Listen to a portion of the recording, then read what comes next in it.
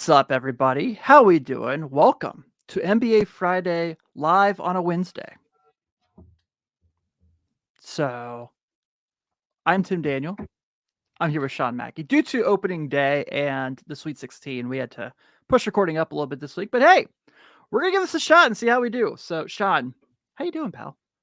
I am doing fantastic. I'm excited for opening day in Cincinnati, Ohio tomorrow. I think that's going to be cool. NBA still going on. We got March Madness trugging along as well, and a lot of sports, man. Sports. I think it's kind of funny that TBS is running some sort of like March Madness promotion right now, and they're only playing football movies, Really? which is just just classic America. That They're is like so yeah. sports. They're like sports. They're like Waterboy, you know, Waterboy, Gridiron Gang? Yeah. It's all like football movies from the late '90s and early 2000s, and I'm like, wait a minute. Do you guys know what March Madness is? Yeah. I don't, because I don't think you do. Not to mention TBS of all places, who for years were famous for carrying the Braves on TV every game, and now it's like so good. one of the big things I miss. So like I talk about this a lot. The things I miss the most from like sports when we were a kid. NBA on NBC was like Yep. the best. Sunday afternoons, you heard the music. It was the original thing. People that owned Round Ball Rock before everyone owned it. Braves games on TBS, All the and time. even though I don't like the Cubs, I always enjoyed the WGN broadcast. Oh, yeah. I was always watching this too, and they had the Bulls games too. That was the other Yeah. thing. Wayne Larrabee and Johnny Red Kerr. I miss those guys, and it apparently they were making like absolutely no money off of after broadcasting. They were making I think they were like clearing like 40 grand a year or something. I mean, it was like almost a loss to them. I mean, unbelievable. After they paid everybody, oh, we made 40 grand for the whole season of broadcasting an entire like Chicago Bulls season. Oh, okay. Yeah, I'm sure Turner probably just Turner was broadcasting Braves games on his own broadcast as he owned the Braves, so he was probably just paying the bill and putting the money back in his pocket. Yeah, got to do what you got to do. But that's a conversation for another day. You're here to hear us talk about the NBA. Before we do get into everything, of course, this episode is brought to you by our friends over at SeatGeek, where if you have not used SeatGeek before, like say you want tickets for opening day tomorrow, or you're someone who can afford to go to the Lakers-Pacers game on Friday, I would definitely suggest going to SeatGeek using the code Riverfront to save you $20 off your first purchase. It goes a long way. And also, of course, the Riverfront Media Network would not be possible without our friends at patreon.com/RiverfrontCincy, where you also can come hang out with us for a couple bucks a month, and talk hoops with us because our hoops channel chat is pretty live. So all that to be said, here's what's going on for today's show. Here's the rundown. We're going to talk about the Lakers because they have a surge of late. They've been playing really well for a couple weeks now. So we're going to ask the question, are they good? For the flashback, it's March Madness going on, so we thought it would be a fun time to just go back and relive the hype of Zion Williamson coming to the NBA and what that was like, because there was nothing like the hype of Zion Williamson coming to the league.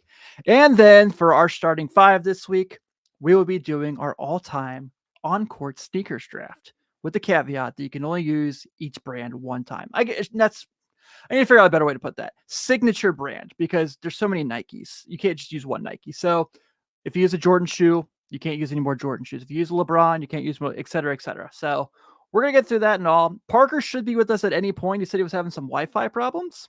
So hopefully he hops on here pretty soon as well. But let's go ahead and let's get started, Sean. Let's talk about the Lakers, because the 7-3 out of the last 10 Lakers, those guys who last night I texted you after they were down about 19 with about 8 minutes to go in the game. I said, I can't watch it anymore. And I woke up this morning and saw that they won in double overtime without LeBron. It was an AD just had one of those insane games that he occasionally has that you're like, what is this? I was watching the highlights of that this morning, and I was just thinking to myself, I'm like, man, like, could you imagine if this guy was like this good all the time? All the time? All the time. I mean, and I think Bill Simmons did a little bit of a piece on him today. They were talking about like, oh, what if he never went to the Lakers? Would it have been nice to see him be that guy? No, it wouldn't have worked. wouldn't have worked. It wouldn't have worked. Don't even put that in the universe. You know it wouldn't work. This was the best situation for him. I don't think he ever wins a title without LeBron. Yeah, so I don't think he regrets winning a championship. No, he shouldn't. No. Say what you want about it. Banner's Yeah. hanging up. He's got a ring. So It's there. yeah. He's got it. So this team is 7-7. Won 7 of their last 10. They've actually been pretty good now for about a month. Defensively, they have played horrible for a while now. As we're recording this, they are up 75-64 with 10 minutes to go in the third quarter on the beaten up Grizzlies. And LeBron is 13 points, 7 rebounds, 6 assists on 6 of 6 shooting from the field. So he's just kind of playing. He's just having a field day. He hasn't shot a 3, but doesn't have to. Brandon Clark, first game back for the Grizzlies tonight after a year. Finally, yeah, good for him. I saw that. Yeah, that's awesome. I mean, I was gonna say, we talked. You mentioned like the last month they've really kind of picked it up, and they've had like some really like quality wins. I mean, I know the beginning of the month they lost to the Nuggets. That was kind of jarring, but they beat the Thunder. They beat the Bucks twice. Yeah. They beat the Timberwolves.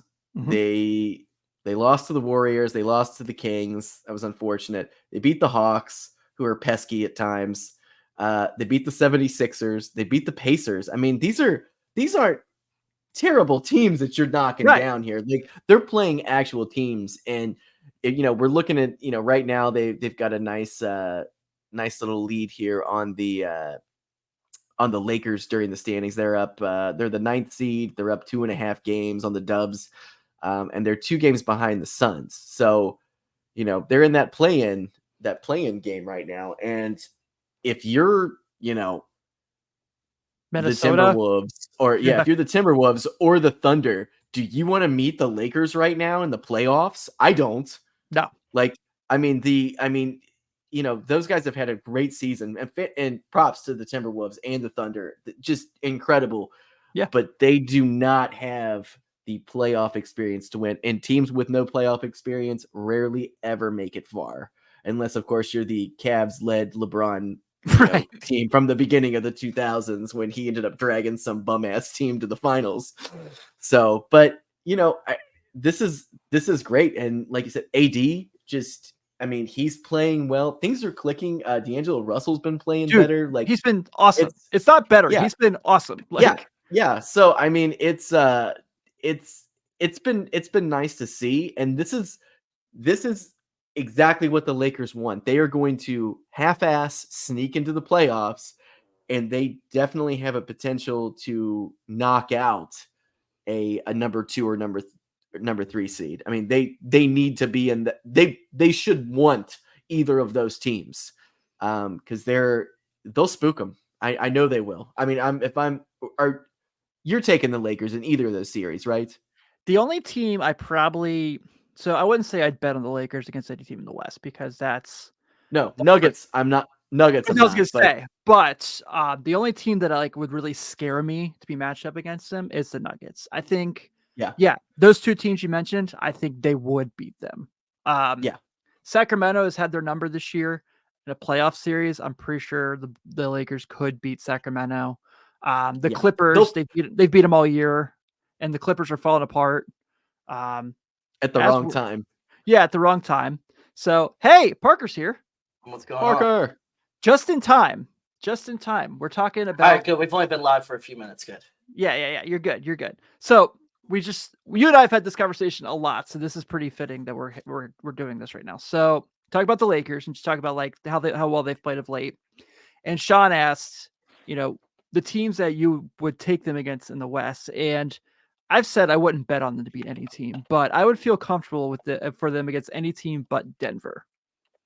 I agree completely, because they're playing arguably their best basketball of the season. Yeah, at least since the tournament.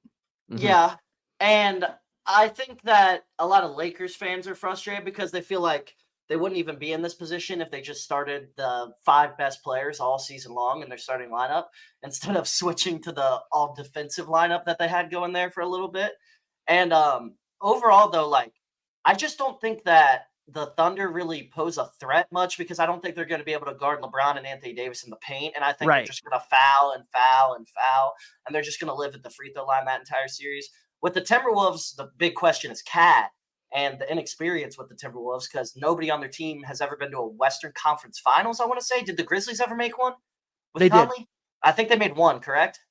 Yeah. They lost to Golden Yeah. State the first year they So, won the title. so outside of Conley, none of these players have ever even been to a conference finals appearance. Cat's never won a series.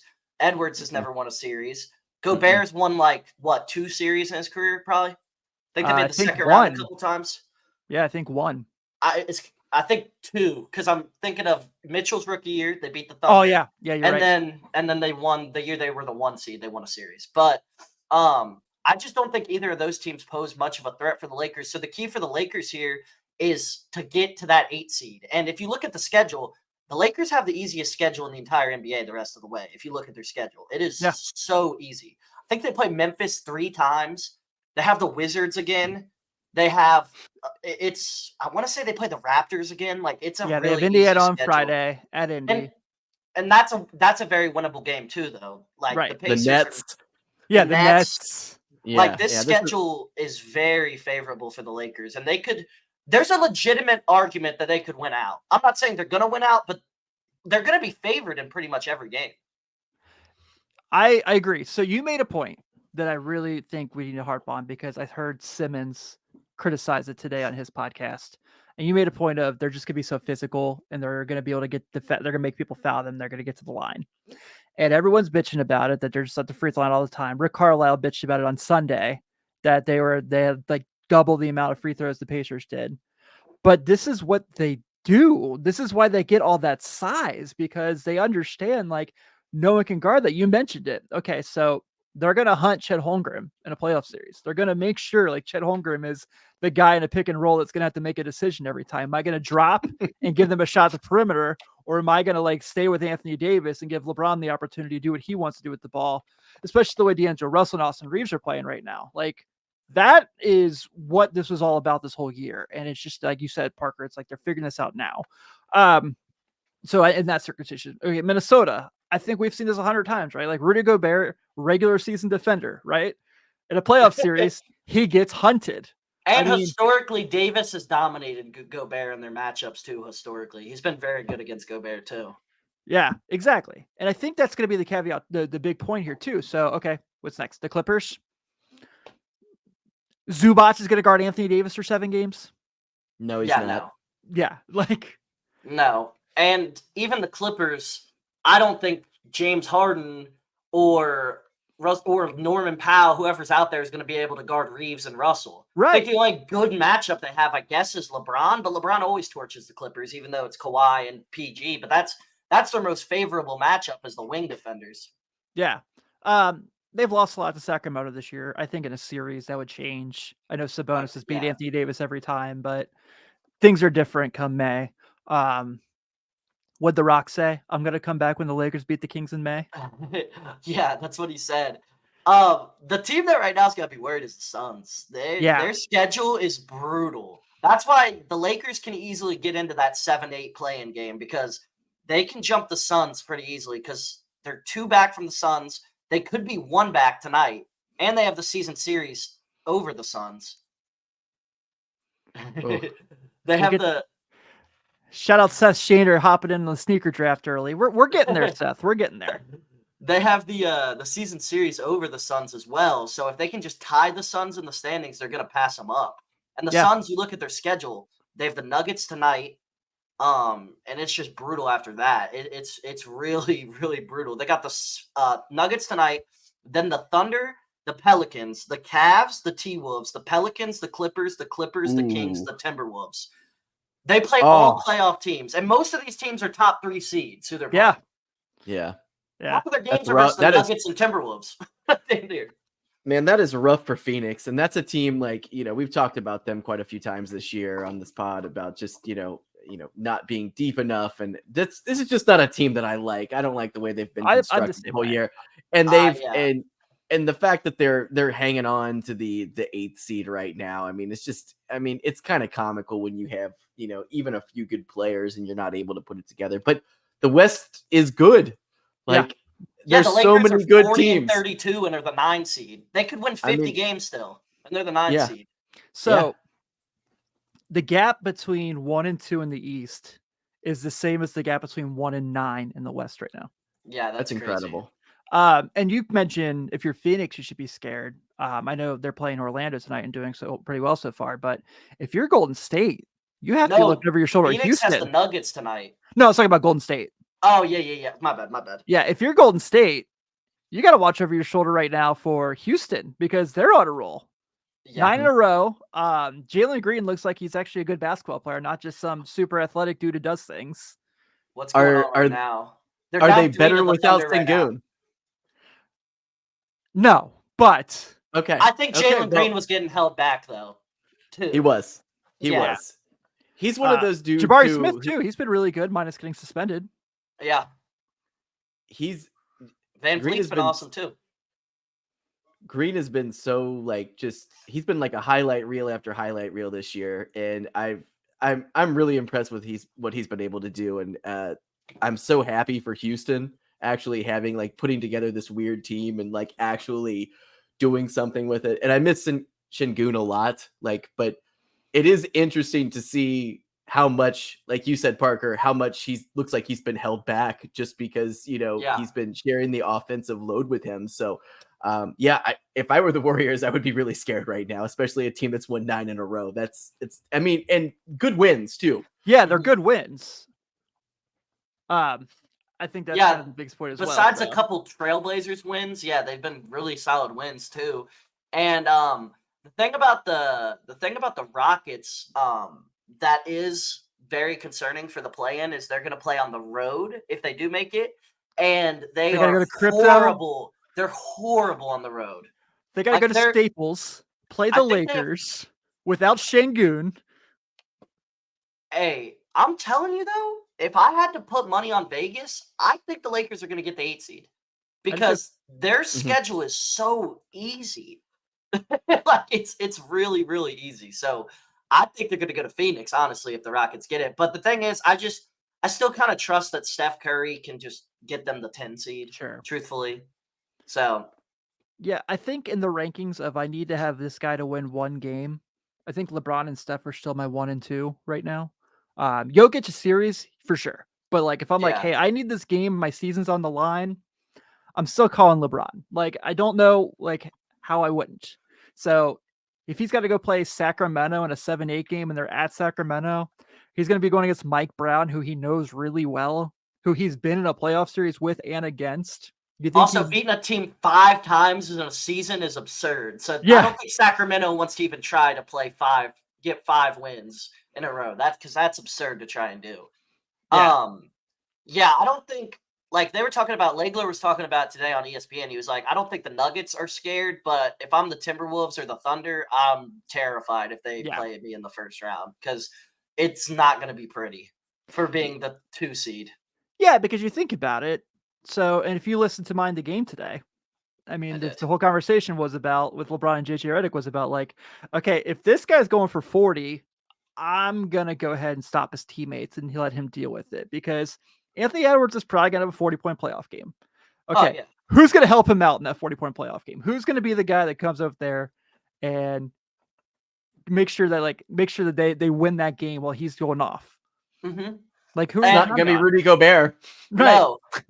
And the thing that we haven't mentioned yet with the Timberwolves is last year, if you remember, the reason they couldn't, because they were competitive with the Nuggets. Seriously, they gave the Nuggets arguably the best fight of anybody, even though they only won 1 game. I know the Suns won 2, but they gave them the best fight. And the thing is, the reason they couldn't really get over the hump in those games was because Cat and Gobert couldn't stay out of foul trouble. Well, what do you think is going to happen with the team that drives to the rim more than anybody in the league?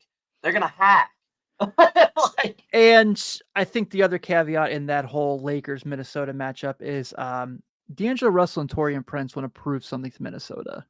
Oh, yeah. And D'Angelo Russell, we talked about this a couple weeks ago, they chose 40-year-old Mike Conley over you. Yeah.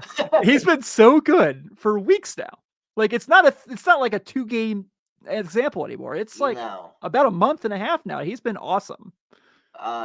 Nah, Tim, it's like 3 months he's been averaging like 23 a game over this stretch. It's been longer than that. It's been crazy.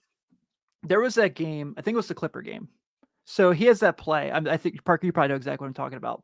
I think it's Reeves is driving and throws it to him. No, it's LeBron, actually. So LeBron throws him this ball. Sean, I don't know if you probably saw the highlight. You're not up late like we are watching Laker games because you have to get up super early for your job. Russell catches the ball, and there's this like one motion. Catches the ball immediately, lets it go. Like no jump shot, no like waits a second, just like and hits a three and quiets the whole crowd. It was like the coolest freaking shot. I think. Yeah, he didn't dip. He didn't dip. Yeah, he just caught it right here, and went up with his release immediately. It was awesome. Sick. Yeah, it was. Yeah, so that's been awesome. We mentioned Reeves. I think coldest white boy in the league, American white boy, coldest American white boy in the league. Facts. Rui's been really good for a few weeks now. I don't love what Dinwiddie does. Some games he looks tremendous. Some games it's like, what are you doing, my guy? But I think in a playoff series, just having that additional ball handler, I think he'll be pretty helpful.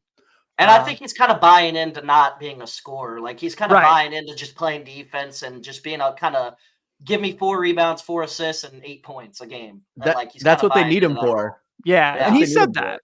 He said like the first Bucks game, he blocked Dame's shot at the end. He's like, that's what they need me to do. Like.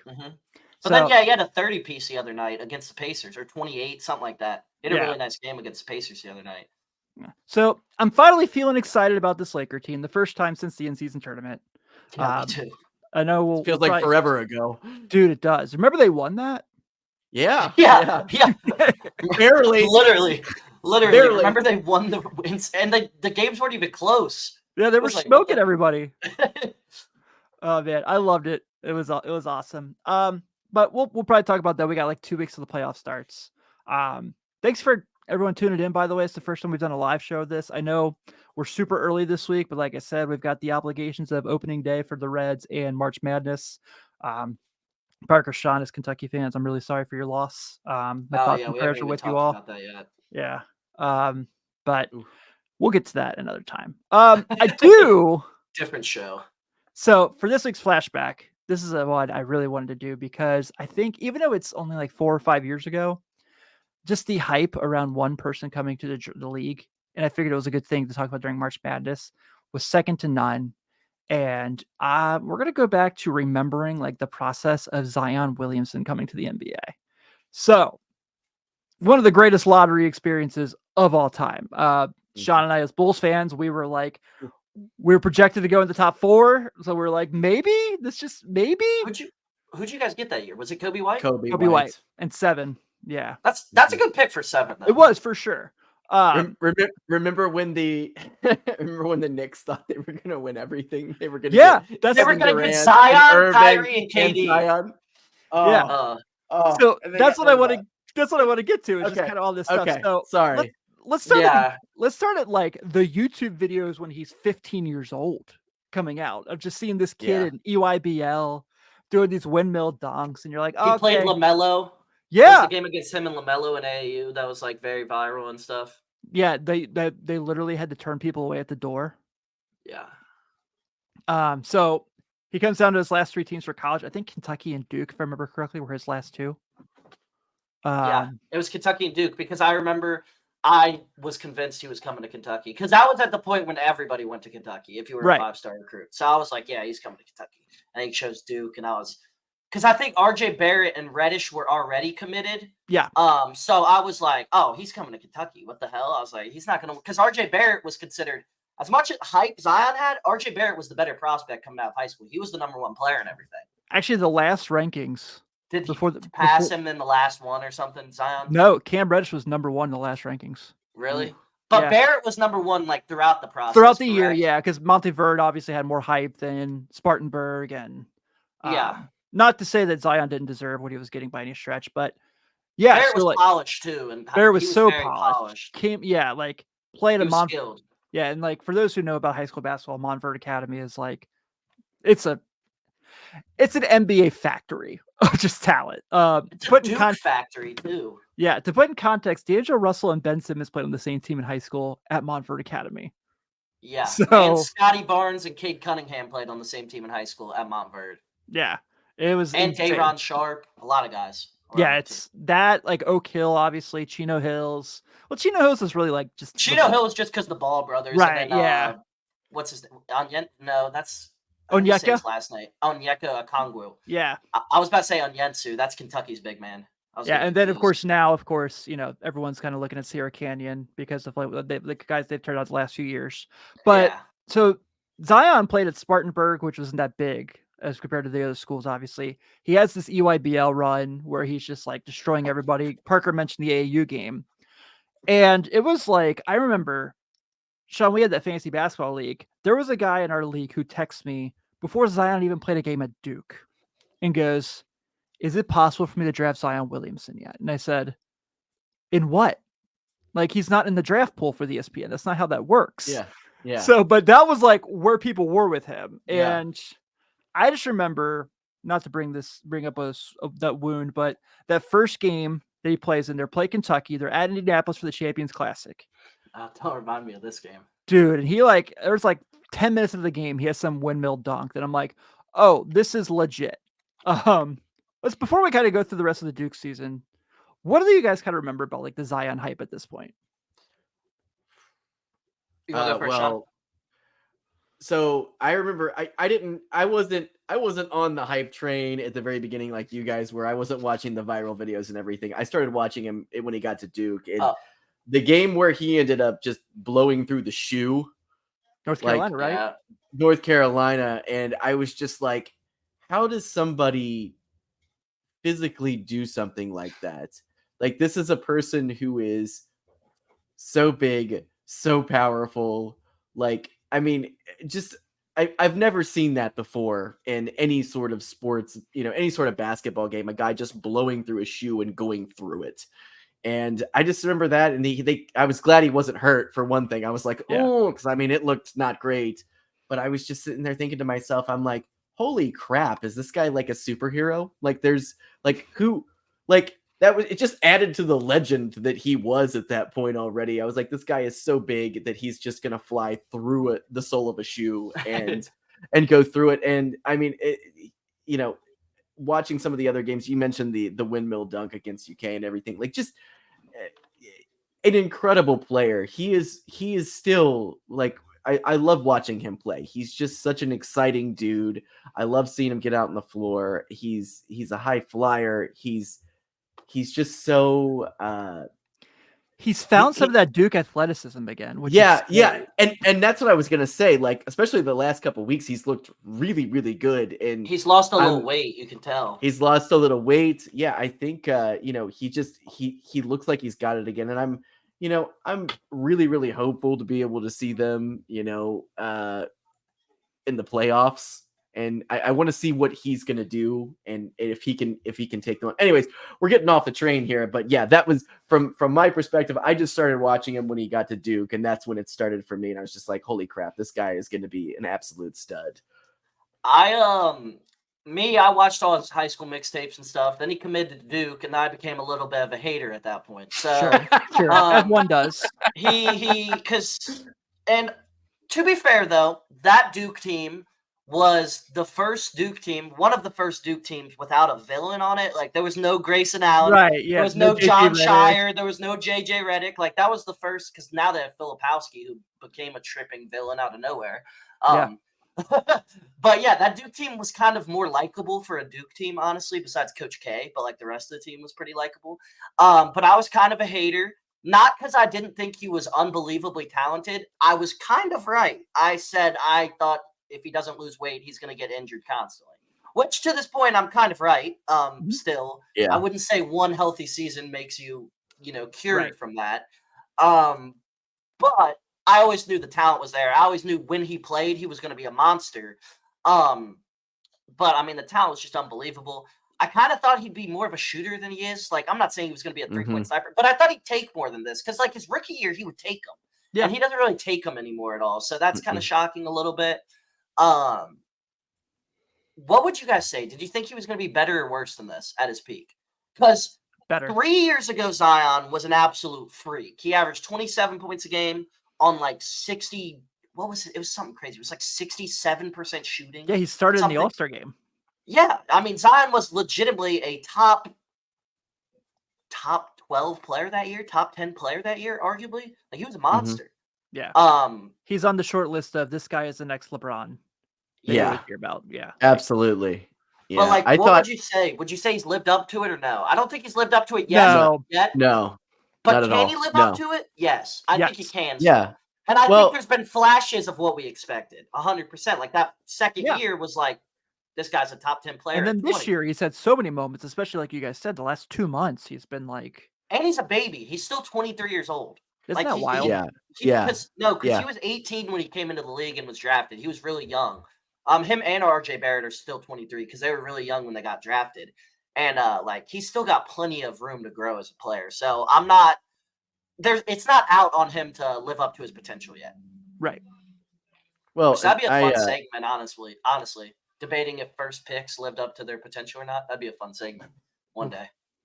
I mean, I remember the one thing that has got me the most concerned about him over the last couple of years. There was one season he came in where he was like, rumored to be like way overweight. I don't remember what the number was, but some of those numbers started coming out in the public, and you were like, "Oh my God, what did this guy do during the off season? Did he do anything? Did he just sit Yeah. around and just?" There was a commercial that he made with Zach LaVine. Oh, a that couple Mountain years Dew one. ago. Yeah, that was Oh my terrible. God. He looked ginormous. Like he looked like a Yeah. football player. I mean, he didn't look bad, but he didn't look like he played professional basketball. Right. He just, and he's got that back right now. So whatever he's doing needs to keep doing. I hope he doesn't get hurt or anything and just continues on, because like you said, Tim, like trajectory, like, was LeBron. Like that was the kind of caliber player he looked like he was going to be. Yeah, I think the only person we've seen who's like had that like XYZ next LeBron thing so far that's worked is probably Wemby. Yeah. But- But even him, I feel like, yeah, he's been absolutely incredible, but like it's still a little too early, I'd say. Yeah, totally agree. Totally agree. Because like, I mean, it's been one season. Ben Simmons wasn't LeBron, but he was a second team all. He was all NBA, yeah. Like he's an all NBA player like 2 times. So Yeah, he gave Trae Young his one Eastern Conference Finals. I think people seem to forget when they mention Trae Young's legacy. They like to bring up that trip to the Eastern Conference Finals that Ben Simmons literally handed to him when he could have dunked. But another story, another time. Joel Embiid sold too. Yeah. So some fun. I would talk. So kind of going through some fun Zion stuff that I want to get to. So do you remember the Clemson game when he had that block shot where he literally like the ball's in the air and he was You're like talking about when he like LeBron was at that game. Yep, when he LeBron and Rondo were in absolutely the front row. blew. Yep. Yeah, I remember that. There was I that. do remember that. It was the Florida State game. He had that like double pump that dunk that was like. Yeah, he was not made for college basketball. No. Like, it was weird seeing him play. He was such a freak athlete that it looked weird on a college basketball floor. Yeah, it's like Kyrie. Like I know Kyrie only played like 11 games at Duke, but you were like, This guy's too good for yeah, college. like he doesn't have to play anymore. Like, Do you remember when UCF had him on the ropes? UCF. yeah, I mean, if I was that just gonna tap bring in, that if up. that wide open tap in goes in, UCF beats them. But the one to take the lead, Zion spun and finished right into Taco Fall's chest, like 6'6" on 7'6", went straight into his chest and finished over him. It was nuts. That finish was nuts, and won too, and then took the lead on the free throw. So I was gonna bring that game up actually because it was like one of the best tournament games that year. Yeah. You kind of saw that they were going to lose to Michigan State for the sense that Michigan State was experienced and had more than 3 guys. Yeah. Don't get me wrong. I know they had Trey Jones at the time, Duke, to play point guard, but he wasn't Trey Jones yet. Right. He was kind of just a facilitator his first year in college. Yeah, and then there was another 5-star they had that Didn't make it to the league. Joey. Yeah. He went to Michigan. He went to Michigan afterwards. Joey Baker, right? Joey Baker. Yeah, Joey Baker. He went to Michigan last year for his final year of college. Yeah, so he was supposed to be like the big Duke center, and then obviously got kind of overshadowed by those 3. He was horrible in college. He never. Yeah, that's a bad 5-star recruit right there. Actually, so I forgot about him. Looking forward to the lottery. So Sean and I are like, we got together for this lottery. One of the few times we really get together. We get together for the draft every year, but the lottery is not something we do because we thought just maybe finally the Bulls can move on from Michael Jordan and have something to be They excited had the about. champagne bottle ready on deck. So, if you remember, also Anthony Davis trade hasn't happened yet. So the Lakers are also in this lottery. Oh yeah. So I'm What were like, they picking at? they were supposed to be, so they were projected to be in like the top 13. I think they were like 13 or 14. And they ended up getting a decent pick because I think they got 4 because it was the DeAndre Hunter pick. Where'd the Pelicans get the pick from again? So it wasn't their pick. It was they got Cavs. the first pick was their pick. And then the 4th pick that they got was from the Lakers.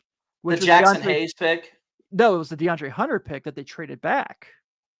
Yeah, that's right. And then did they draft Jackson Hayes or did somebody else draft him and then they traded I think for someone Hayes? else drafted him and they did all No, actually, I take that back. I remember this now. They had 3 first-round picks that year in the lottery. Yeah. Hayes was actually just their pick. What was he, 7? Because, 7 that or was 10. a pure No, potential Kobe pick. White was 7. Jackson Hayes was 10 because Darius Garland was in that draft too. That was a good draft. Rui Hachimura was 8 to Washington. This is all memory off the top of my head, by the way. Yeah. It's kind of like, I can't remember who 9 was. Who else was in that draft? I'm just trying. Cam Reddish obviously was 11. Ja, He was RJ. 11. Yeah, Reddish was 11, I remember, to the Hawks. Or he might have been drafted by somebody else, but he went to the Hawks. Pretty good draft, actually. Yeah, pretty good draft. really good draft. Yeah, it's kind of. It's not aging gonna lie, really well. It is aging really well, but it's kind of like you still want to see more from these guys because a lot of these guys are like all of them. They're really good, but like they should be better than they are. Like Darius Garland should be better than he is. RJ Barrett, he's had a like, weird year. You still see flashes with RJ Barrett. Like this guy should be an all-star. I feel like like he's talented as hell. John Morant was suspended and then got hurt, so he played like 4 games this year. Speaking of which, I just think it's funny that people consider him like he's not even a top 30 player when he plays. When he was considered like a top, he was considered like a top 8 player when he was playing. So now all of a sudden, like I don't. The guy's eliminated Steph Curry. All right, like let's just go ahead and make sure we have that on wax. Like, let's just make sure we have play-in elimination. LeBron did the same thing. Curry got his get back though in the in the playoffs against Moran. He got his get back. But he did for sure. Yeah, he did eliminate him in the play-in. So I'm trying to think let me pull up this draft real quick because now I'm like remembering it again. And I'm like falling in love with this draft again. Hachimura's got 30. Are they up big? Because last I saw they're up 11. They're up 13. All right. So 2019 NBA draft. So Zion, Ja, RJ. Yeah, Lakers draft DeAndre Hunter, officially traded the Hawks after first being dealt to the Pelicans. 5 Darius Garland, 6 Jarrett Culver. Not so good. That was a bad pick. You had to have a bad pick at some point. I thought he was going to be good too. He was awesome in college. All right, so here's where you're right, Parker. 8, the Hawks draft Jackson Hayes, officially traded to the Pelicans. 9, Rui Hachimura. 10, Cam Reddish to the Hawks. 11, Cam Johnson was drafted by Minnesota, traded to Phoenix. All these guys are like 23 and Cam Johnson's 28 because he was like 24 when he got drafted.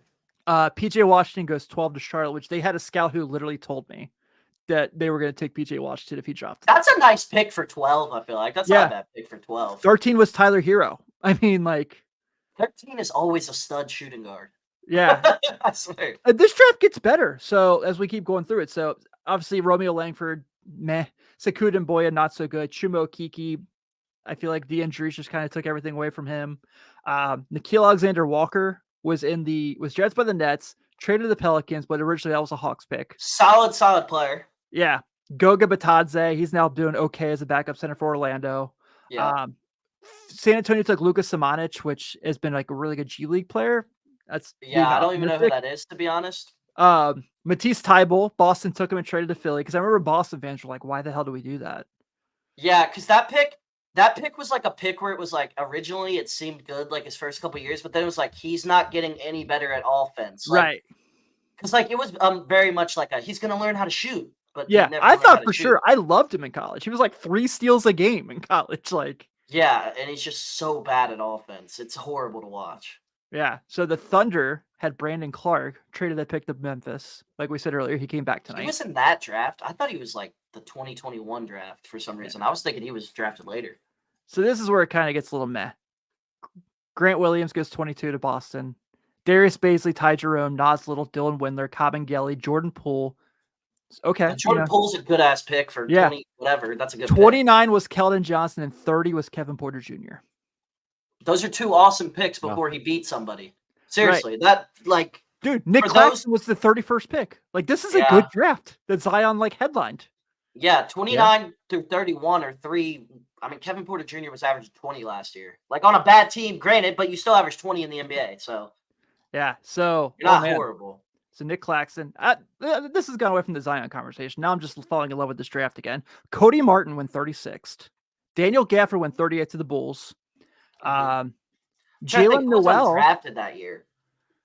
Taylor Horton Tucker was in that draft. That's a good late second round pick. 47th. Yeah, 46th. Yeah.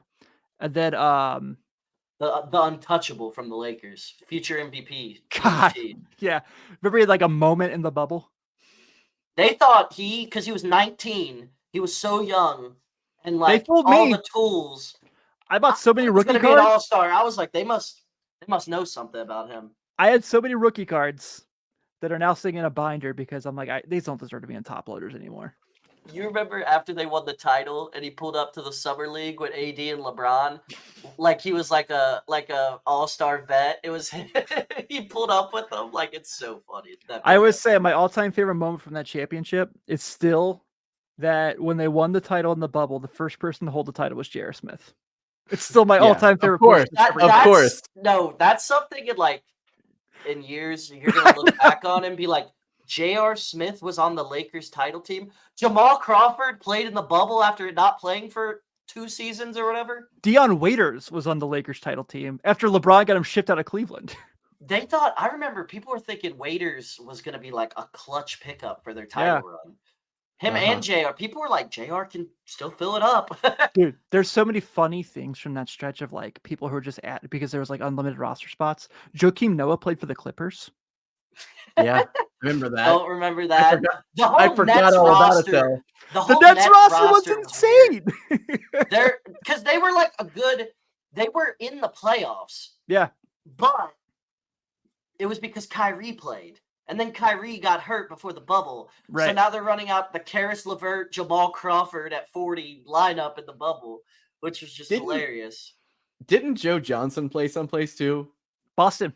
That wasn't the bubble. That was the next year because all the hardship COVID deals. stuff. Yeah. Oh, that's what it was. Okay. Isaiah Thomas played for like 4 rosters that season. Yeah, Lakers, Mavericks, Hornets, and that was just it. That was it. Because the Hornets he started on, I remember. He was a starter. He started a couple games for the Lakers too. Yeah.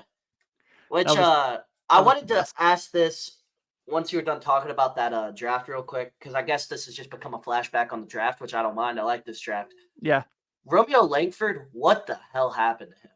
I remember him in high school. You remember how hyped up he was going to Indiana? He was the number. I remember how hyped he was going to Louisville.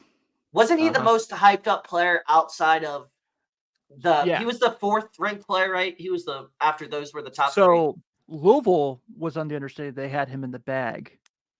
And then Pitino got fired, and he went to Indiana. He played AAU with Kunkel too. Random fact. So like Louisville thought for sure for months they were getting Romeo Langford, and they probably were realistically, until Pitino gets fired and everything there. So like, yeah, dude, like Romeo Langford, I remember being so excited about him in college, like you mentioned in Indiana, and it was all of a sudden it was like, he can't shoot. And I was like, oh, maybe he can learn that in the league. And I was like, he can't shoot in college. And I was like, oh, okay. And there's plenty of guys who couldn't shoot in college but like something happened where it clicked with them. Right. And like, I was like, I don't know if this is ever going to click with him. And he goes to Boston, which I'm like, oh, that'll be good for him. Brad Stevens, Jason Tatum, he'd be around all that talent. Nope. And then he went to San Antonio. I was like, okay, he's going to have Popovich. Popovich is going to use him as a project player. He'll be fine. Nope. Is he still in San Antonio? Is he even in the league? I don't even know anymore. Langford, I don't think he's in the league right now. Let me look where he's playing. Romeo. I don't think he's in the league anymore. He's up there with Josh Jackson amongst elite draft. He's playing for the Salt Lake City Stars. Oh, G League. Yeah, he's in the G League. Yeah, talk about just he got that NBA money. He's not worried about playing the G League. He was so good at like finishing around the rim. I remember in high school and stuff. That's a mixtape you should watch. Romeo Langford in high school. Yeah, he's so There. smooth. Yeah, him and OJ Mayo, their mixtapes are like just elite. Because his mixtape was weird though too, because it wasn't as like hyped up. Because he didn't really dunk or anything. He wasn't flashy. He was just so smooth. His game was just pure. Yeah, He's just got buckets. for sure. And that is one of my favorite players. So like in that time for that high school basketball. Langford. Yeah. Yeah. He's up there in like who was another random guy that I absolutely loved in high school that ended up having like an okay who was in the wall class with High school Tyler Hero was disgusting. when he was supposed to go to Wisconsin and he changed his commitment and then like, Because he people like got egged his too house. good. Because he got too good. All of People a sudden egged he's his a house. 5-star. Yeah, because he's from Wisconsin. Yeah. Greg Monroe, that's who it was, dude. Like Greg Monroe in high school, I was like, this Oh, is the next greatest God. center ever. Like I was like, no one Yeah. is going to be better than Greg Monroe in the NBA. Yeah, the Forgot John about Wall Greg mixtape, Monroe. you mentioned that. That's disgusting. Andrew Wiggins in high school. Wow. Yeah, where was he? Montford? No, he was Oak No, Hill. he was what prep school was he at? Huntington. He was at Huntington Prep. Oh, he was. That's another factory. Dude, St. Patrick, that's one we could definitely have a conversation about one day. That's a fun one. Yeah. As far as like but before we get further down this, we should probably go ahead and do our draft before we end up going way too long on time. All right. Do So it. this week's draft, starting 5, this is my turn. So this is one I've been wanting to do for a while. So this is our all-time sneaker draft as far as basketball shoes. So like I mentioned last week, the rule is that once you use one signature brand that you personally cannot, it doesn't mean like if I use a Jordan shoe, it doesn't mean Sean and Parker can't use a Jordan shoe. It's just that I can't use another Jordan shoe is the rule. That's fair. Yeah. So that way we can kind of get, I know where Sean's going to go with his first pick already, which is like, Are we I love naming it. colorway too, or just As detailed as you want to go. okay? But I'm gonna probably silhouette, just do the prototype. Yeah, the silhouette. That's what silhouette's out. So once you take the silhouette, but you can, so all right. Wait, brand and silhouette, correct? For you individually, yeah. Okay, yeah. So like if I draft a Jordan 5, I can't draft a Jordan 4 later, right? Right. Okay, good. Yeah, I like that better. That's what I was hoping for. Because then we just draft Jordan retros the whole time. Right. Yeah, exactly. And I'm going with the Jordan with the first pick. So all right. So what was it last week? It's is it me, Sean Parker? You're like, No. so is it? I love how you said that. You're like, so do I have the first pick? I knew I had the first pick because it was my draft. But It's always rigged, Sean. It's always Yeah. rigged. rigged. Always. It's always We rigged. were on to him a couple weeks ago, Sean. When he did the random generator. Yeah. Everyone had one Random pick. generator. Yeah, random. We were on to him a couple weeks ago. All right. So obvious answer for me, first pick is the Jordan 11. It's the best looking basketball shoe of my lifetime. So the bread is an incredible colorway. The Space Jam, the story behind the Space Jam colorway, the Concords are like legendary. I mean, still one of my all-time favorite shoes. So It's and also you the 72 and 10 shoe. 72 and 10. Yep. How many different pairs of those do you own? Do you own those, Tim? I sold all mine. You don't have sold, any? so you no longer have those. Yeah, I'm gonna get Okay. another pair eventually. What's your favorite colorway with that? probably it's cliche, but the Concord. I have okay. all I have is Okay. the Concords, and I have the 72 and 10 lows. But the Concords are the only highs I have of those still. Space Jam Okay. lows are coming out in a couple weeks. I'm pretty sure I'm gonna do everything I possibly can to get my hands on those for a rational price. So Yeah, for the retail. yeah, it's I wouldn't say it's my favorite Jordan shoe, but if you've tried to play in a Jordan 1, that's documentary in The Last Dance when he talks about his feet bleeding, that's real. Yeah. That No, really yeah. happens. Yeah. No, yeah, you're right. I like how you picked performance wise plus looks, because the Jordan 11 is the only Jordan arguably you can even play basketball in. Of the Yeah. like the original retros, because yeah, I've played in 11s. They're not bad. I tried to play in 3s before. It's terrible. I remember a couple recommend years it. ago, Florida State played in 12s in the tournament. I was like, what are you doing? Yeah, that's wild. Tim's like, they're not going to perform. You're gonna hurt your feet. Like Zion put his foot through his shoe. Crap, what are you gonna do with those? All right, so Parker at 2, and Sean's got the wraparound. All right, for my pick, best performance basketball shoe I've ever worn. Plus, they're the sickest looking. The Kobe 6. Grinches. Got a The pair of those in my the Mambacitas that came out a couple years ago. So sick. So good. Just all the colorways of them are awesome. The reverse Grinches are sick. I mean, it's the best modern day basketball shoe to come out, I'd say. Like the last 20 years. Yeah, I'd agree. I think that like the snakes, the kind of like what's supposed to be snake skin on the sides is such a cool detail. The Kobe So logo on the comfy, too. tongue. Yeah, man. Like I wear my Grinches all the time. The Kobe logo on the tongue looks incredible. Yeah. It's man. And the laces are like the perfect laces as far as like if you tie them and you knot them, they are not going to come loose on you when you're walking down the street. So 100%. yeah, 100%. That's My a great opinion, pick. best Nike basketball shoe, I'd say. Yeah, I love those. And I'm not biased. I didn't pick a LeBron. Right, right. Sure. All right. So I am up here. You have the next 2 picks. I have the next 2 picks. All right. Well, there's a lot of Jordans still on the board, so Plenty. Yeah. I'm not gonna go with the obvious with that. So, but I am gonna go with, since I got the wrap around here, I'm gonna pick my 2 favorite shoes. These are 2 pairs of shoes that I have never owned in my life, but I've always wanted them. I've come this close many times, but I've never actually owned them. But number 1, the pair of shoes that I think broke the game back in 1996. I knew it. It literally, there was a kid who ended up getting these shoes because his mom worked at McAlpin's that was in my class. And there was a kid who stood up and said, "Oh my God, he has the penny twos." So I'm picking the penny twos.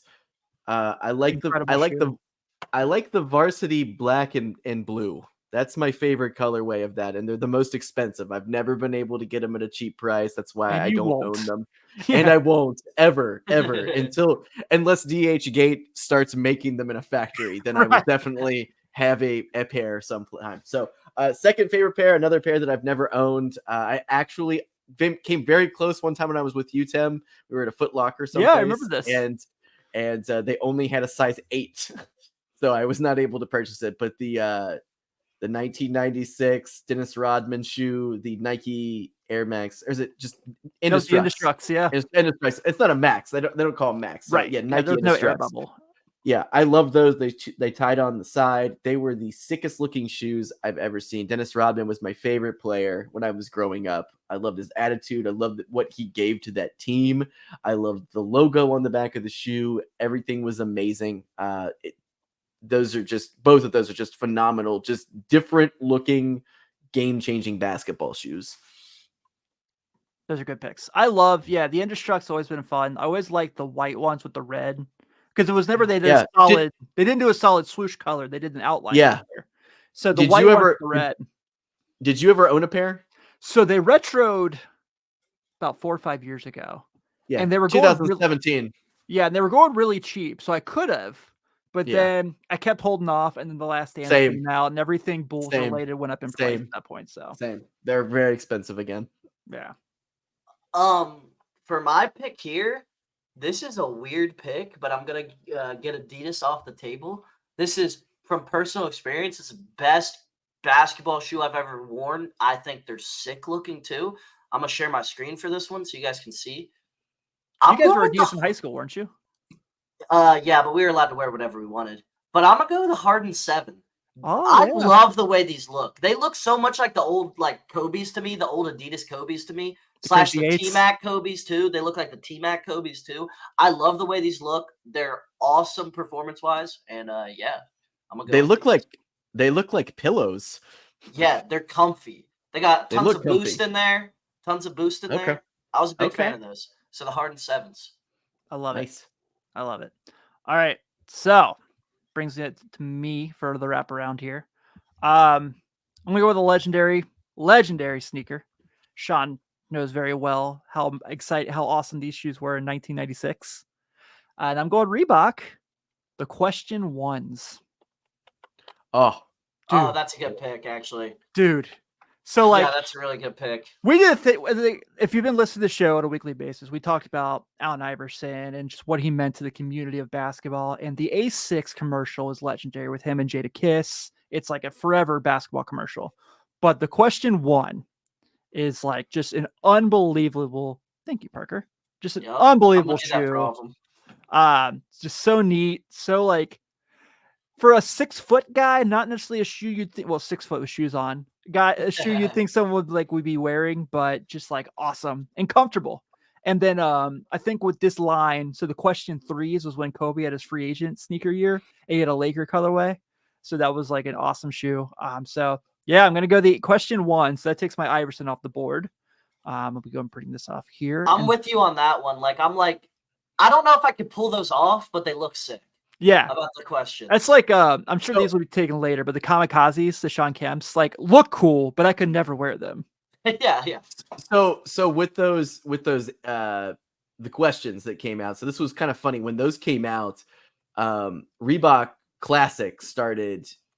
They decided to go ahead and make shoes that looked just like those, and that was the shoe that everybody wore at my high school. Everybody came back from Christmas break and they had these Reebok Classics that had the blue on the toe, or the black on the toe, or the gray on the toe. Everybody had them. Like every single kid in the school had these dumb shoes. And so you had like your casual Allen Iverson retro and like inspired shoe, and then you had the basketball one too. So huge. He was such a big deal. Like Oh yeah. you had to be there. You had to be there. It was nuts. 90s guards in pop culture for 90s point guards. Allen Iverson, Penny Hardaway, Gary Payton. I mean, it's Marbury, Jason Marbury. Kidd. Yeah.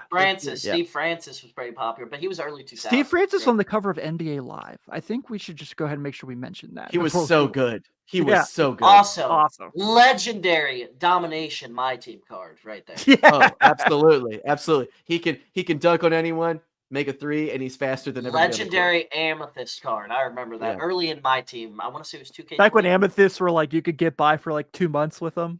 Yeah, it was like early or the beginning of 2K. I think he was the historic domination card in like 2K20, I want to say. That's right. Yeah. I forgot about that. He was an amethyst card. He was nasty. All right. And then for my next pick, I'm going to go a little bit more recent. I think Parker knows pretty well the awesomeness of the shoe. I'm going with the KD4. I know the KDs always come down to the KD4, the KD7, but the KD4 Galaxy, which just got retroed recently, is one of my favorite shoes of all time. I used to own a pair. I got it up there, Tim. Ran into some financial trouble, so I had to sell them at one point. But just like an awesome shoe. I've had those. I had the Thunderstrucks because this was about 2019. Nike did. I'm so upset. They re-released these? Yeah. I didn't even know. These used to go for $3,000. So did the Nerfs too. I did not spend $3,000 on these. I just want to make sure everyone knows. In case my wife listens to this.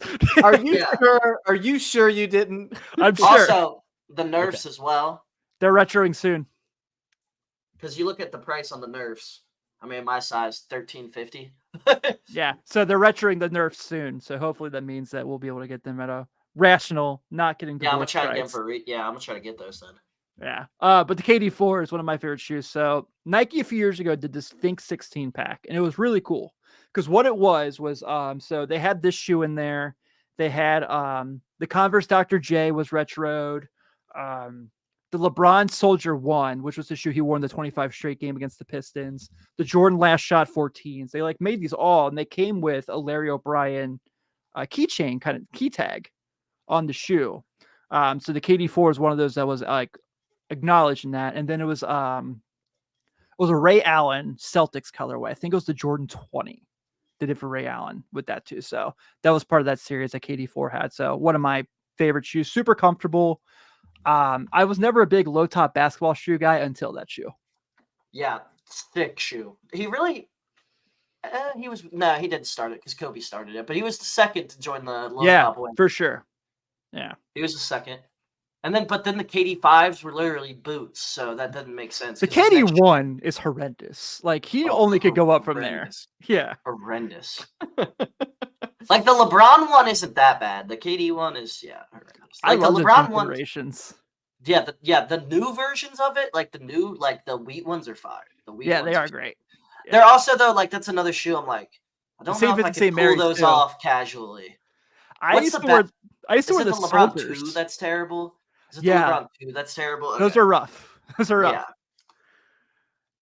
Yeah, that's what I thought. You got your third pick, my guy. All right. I'm gonna share my screen on it. Really love this shoe. One of the best performance shoes ever. I'm not gonna pick a Jordan Retro because the only one I could physically play in is the 11. So I'm not gonna pick a 4 or a 3 because they're terrible to play in. So I'm gonna go with the Jordan 29 because this shoe had some sick colorways. Russell Westbrook made this shoe famous. Like, I mean, this colorway is sick. This colorway Never is seen that sick. one There was before.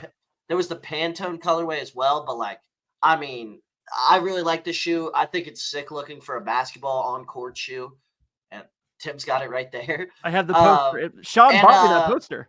I had the Pantone pair, the light blue pair, and I wore them in high school a little bit. So the ones that came with the 11s as well. I just bought the Pantone. 29s separately because the Pantone 11s were going for crazy amounts. So I bought the 29s separately. But yeah, I really like that shoe. I think it looks really sick as well for like a modern day Jordan basketball shoe. I think it's like the best looking one. And it's been like 10 years since those came out too.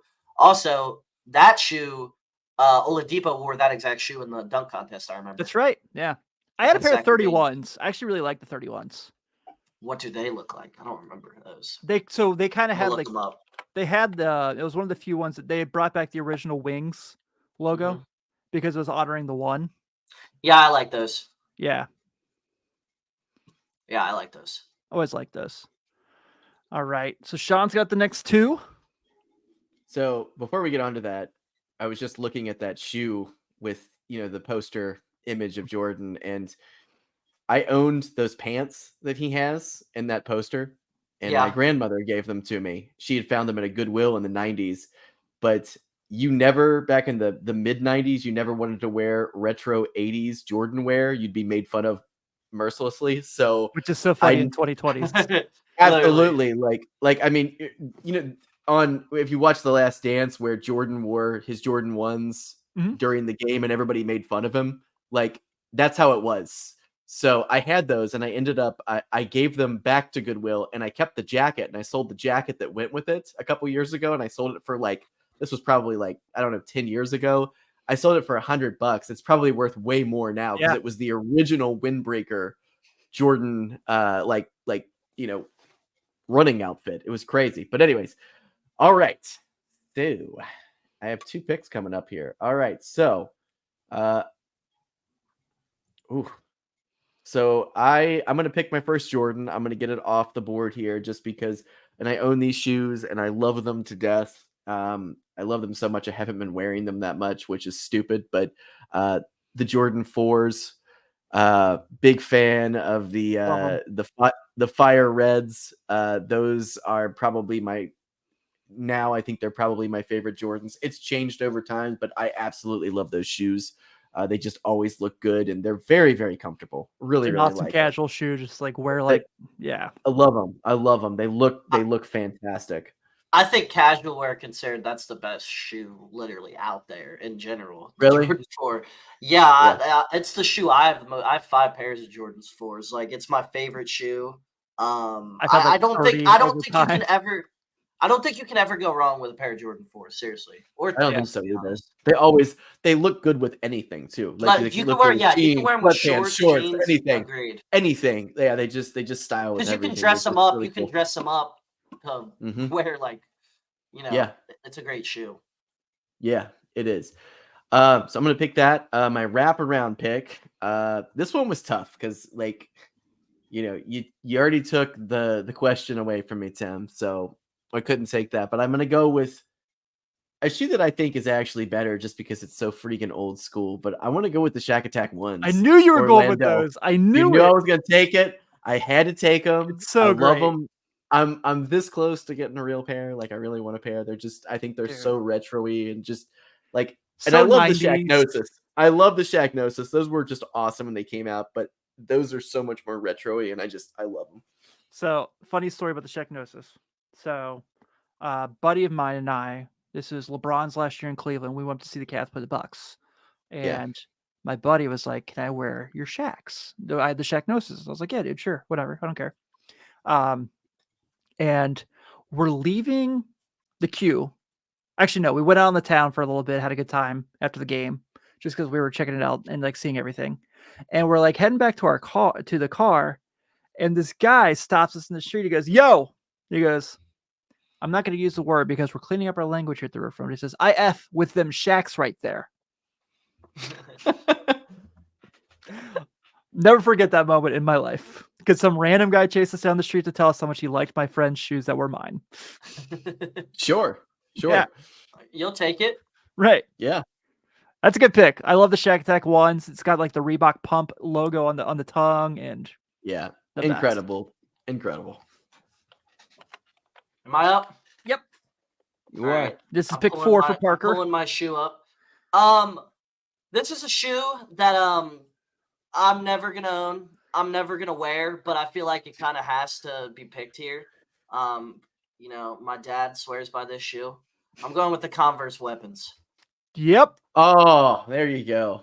Oh, It's not the best looking shoe whatsoever, in my opinion. But it's very classic, and it's one of the original basketball. Oh, the best basketball commercials for shoes. yeah. This was Magic Johnson and Larry Bird, correct? Made these famous. And Yeah. then I've seen Jordan these wore the commercials lows before. in North Carolina. Okay. Yeah. Yeah. Not the best looking shoe by any means, but it's very historic. Very historic. Could be They're a just first rounder. Too chunky, in my opinion. Just way too chunky. They had a little bit of a comeback in the mid 2000s. That's right, they did. My boy from the Chicago Bulls,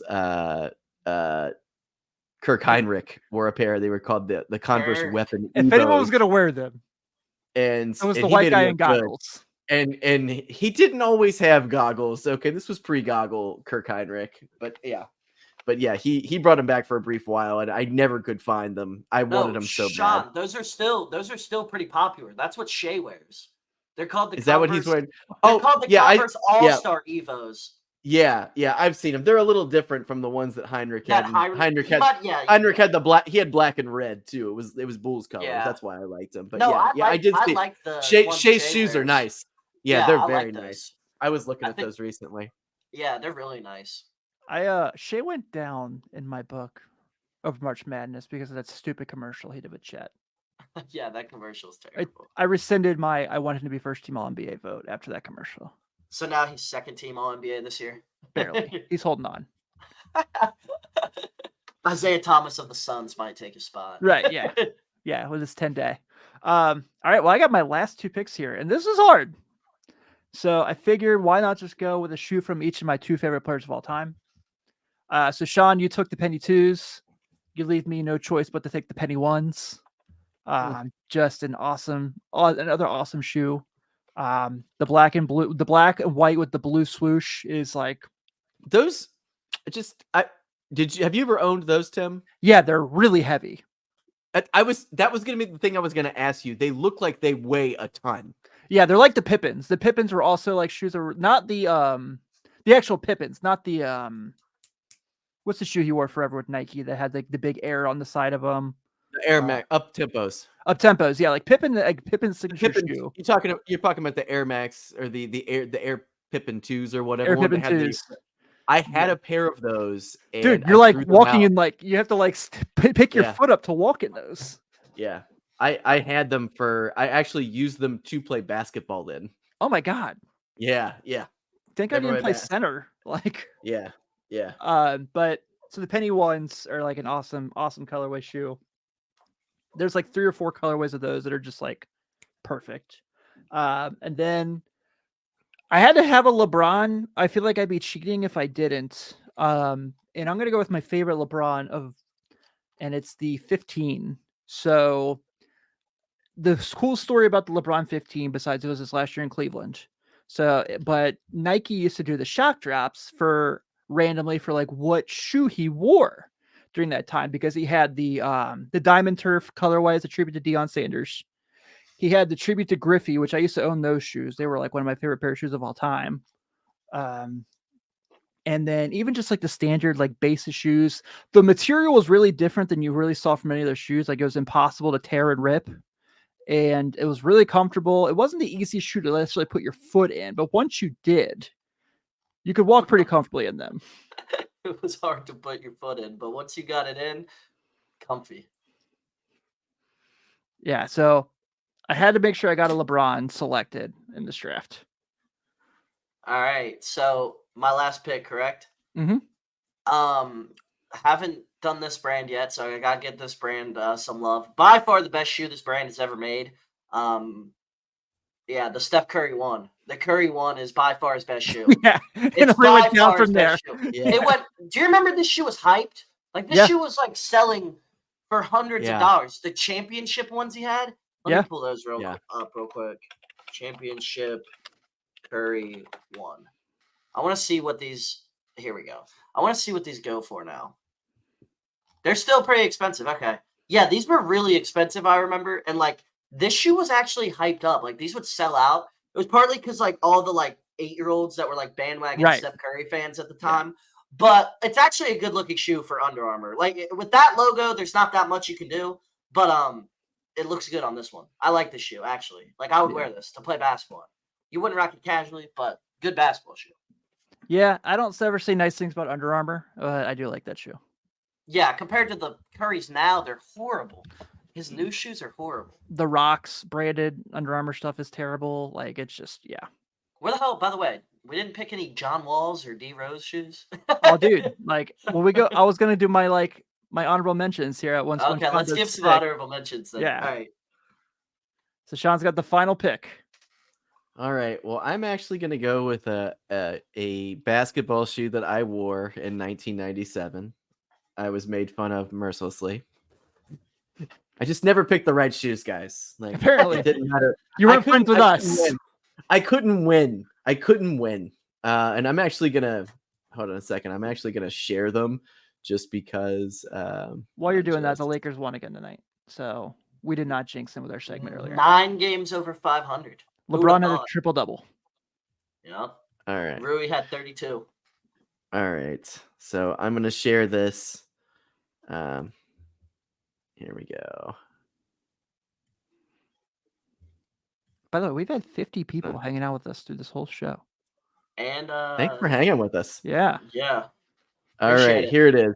Here's my shoe. The 1997 Dr. J 2000s. I was wondering if you were going with these or the Jamal or the Grand Hill Feeless. I didn't know where you were going. I wasn't. So these came out in 1997. Why were they called 2000s? Because they were just trying to make it sound futuristic, Parker. That's what it was.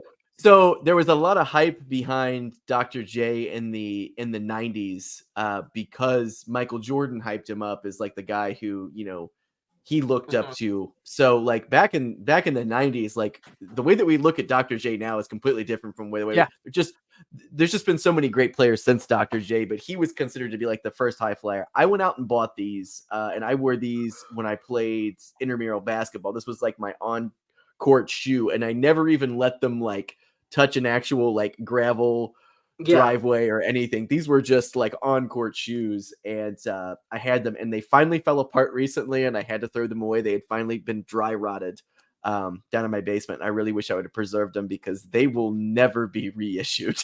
So, but that is my final one. And I did have those black ones. So nice. That was a fun draft. Yes. That was a fun draft. All right. So my honorable mention, and this was one I was really, really close to taking, but I had to make sure, like I said, I had to get a LeBron in or because the fact we had this 15 picks and only one LeBron shoe. What LeBron did you pick? 15.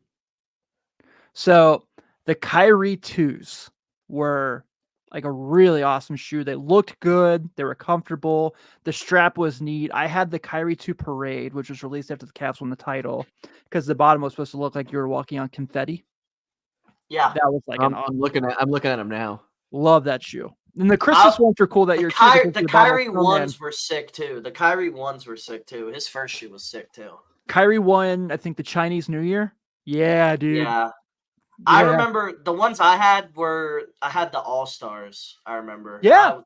I was strolling through 6th grade and I thought I was the coolest kid ever in those.